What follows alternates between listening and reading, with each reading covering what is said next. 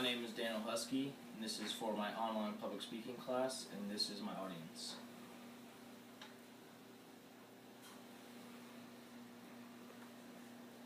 Now, today I'm here to talk to you all about how to make homemade ice cream. Making homemade ice cream is not only a good way to beat the heat, but it is also seen as a tradition in my family. Everybody in my family, including my mother, my father, my brother, grandparents, my aunts, my uncles, my cousins, we have all made our fair share of homemade ice cream. Now, my family makes homemade ice cream for all different types of reasons, and sometimes we don't even need a reason. Now, we've experimented with all kinds of different flavors and all different kinds of recipes, and that's one of the good things about making homemade ice cream. Everybody can invent their own flavor, everybody can invent their own recipe. Now, there's only one flavor that has always stood out among the rest, and it is seen as a classic, and it can just never get old to me. And that flavor would be Oreo. Now, making Oreo ice cream is not that difficult, but you will need to follow certain steps. Now, with all of that said, it is very possible to mess up making homemade ice cream because speaking by experience, I have done it before and I have seen it done. Messing up homemade ice cream is a very big mood killer and can ruin the party. Now, let me tell you about how to make homemade ice cream, and if someone is going to attempt to make homemade ice cream, they need to follow the 6 steps that I provided later on in this speech. A person will need to know the following items before you can actually attempt to start making the ice cream. The materials that you will need to have are 1 cup of sugar, a tablespoon of vanilla flavoring, 2 cups of evaporated milk, 2% or whole milk, a motor churn, possibly a larger bucket to put the churn in as a self if you are making ice cream inside.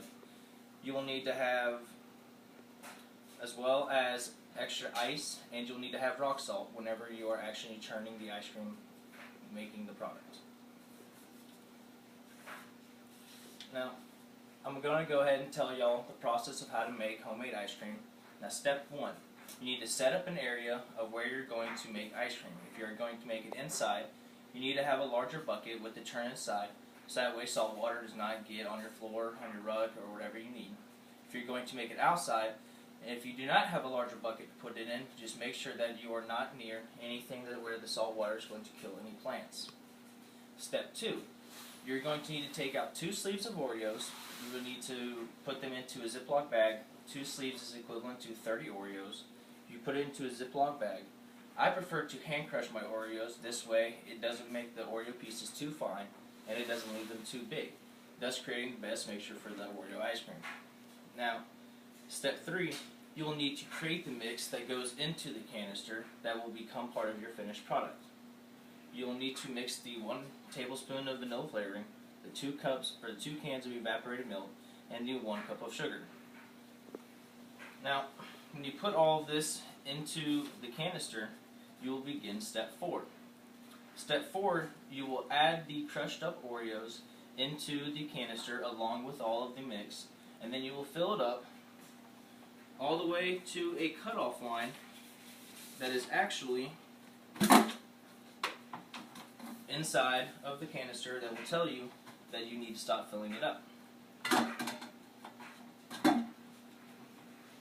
Now, take the dasher, which is actually the mixer that goes inside the canister, and you will actually twirl this a couple times, that way you can get the Oreos to mix all the way throughout the ice cream before you start the churn. Now, step 5, you will need to add the lid onto the canister. You will need to secure it, make sure it is closed, and then what you're going to do is you're going to take the canister and put it inside of the bucket, which the bucket is this right here. It's just the same size and it leaves room on each side.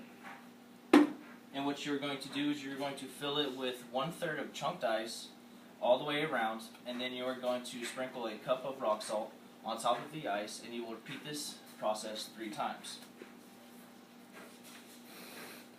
Now, make sure the churn is sitting in a larger container, as I said earlier, just in case you're cooking or you're making it inside or outside. This is because the lid can't come off, the lid can also, crack. I mean, they can get salt, something, anything can get into the ice cream, so you always want to make sure it is very secure. Now, moving on to step 6. When using an electric churn, when the ice cream is fully ready, it will shut off.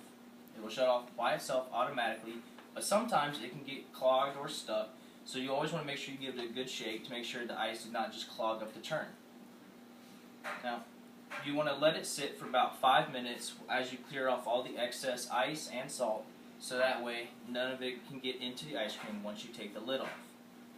Now, if you have followed all 6 of these steps to a T, then you will have successfully created homemade ice cream. Homemade Oreo ice cream, for that matter. Alright, you will more than likely need a long-handled spoon to be able to reach the ice cream inside. As you can see, it is a rather large canister. About halfway done, you will be able to take out the dasher, and then you'll be able to access the rest of the ice cream. I hope that you have enjoyed listening to the speech, and I hope that this information will help you enjoy the frozen treat that my whole family enjoys year-round. And audience. All right. 6 minutes and 12 seconds.